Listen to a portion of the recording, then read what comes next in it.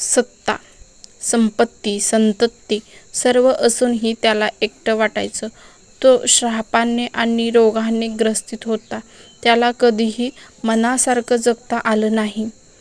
कोण होता तो?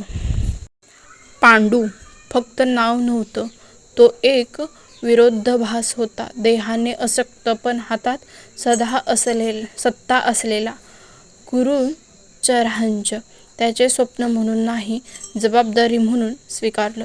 राजा होण्याची इच्छा नव्हती, पण सिंहासनाने त्याला निवडलं. सत्ता त्याच्याकडे आली, पण त्या सत्तेवर त्याचा हक्क वाटला नाही. कारण ज्याला स्वतःवर विश्वास नसतो त्याच्यासाठी सत्ता ही ओझं बनतं. कुरुवंशाचा राज्य चालवणं हे त्याच्या भूमिका होती, पण मनात कायम सावली होती धृतराष्ट्राची.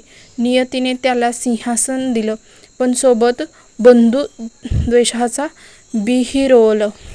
मोठा भाऊ जिवंत असताना राजा होणं म्हणजेच विजय नव्हे, अपराधभाव असतो. पांडू त्या अपराधभावात जगला.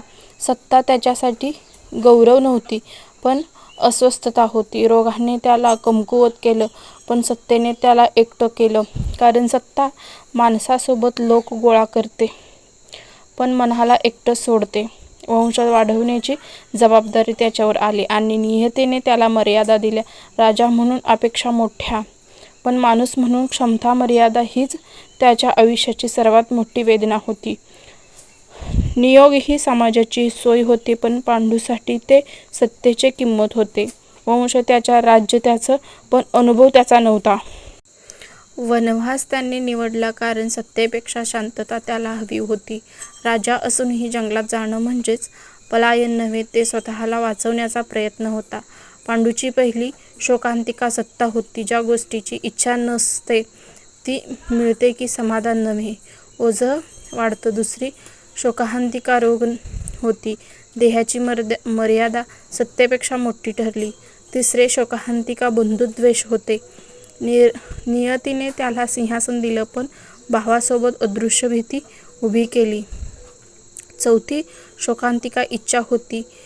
इच्छा नष्ट होत नाही, त्या शांत दिसतात, पण योग्य क्षणी उसळतात. पांडूचा मृत्यू एका क्षणाचा नव्हता, तो सत्तेचं ओझं, अपराधभाव, मर्यादा आणि इच्छांचा संगम होता. आयुष्य कधी एका कारणाने तुटत नाही. अनेकन बोललेल्या संघर्षाने तो संपतो. त्याने राज्य दिलं, वंश दिलं, संपर्ण दिला, पण स्वतःला दिलं नाही. अनेक लोक यशस्वी असतात, पण समाधानी नसतात. पांडू त्याच्यासाठी आरसा आहे. पांडूची कथा सांगते, सत्ता मिळणं म्हणजे सामर्थ्य नव्हे. सत्ता स्वीकारताना मन तयार नसेल तर ती शापासारखी वाटते. मनातलं महाभारत इथेच पेटलं. जबाबदारी न्यायच्या त्यांच्या जिथे भूमिका मोठी असते, पण माणूस आतून लहान वाटतो. पांडू हरला नाही, तो थकला. कारण काही आयुष्य जिंकण्यासाठी नसतात, ते फक्त निभवण्यासाठी असतात.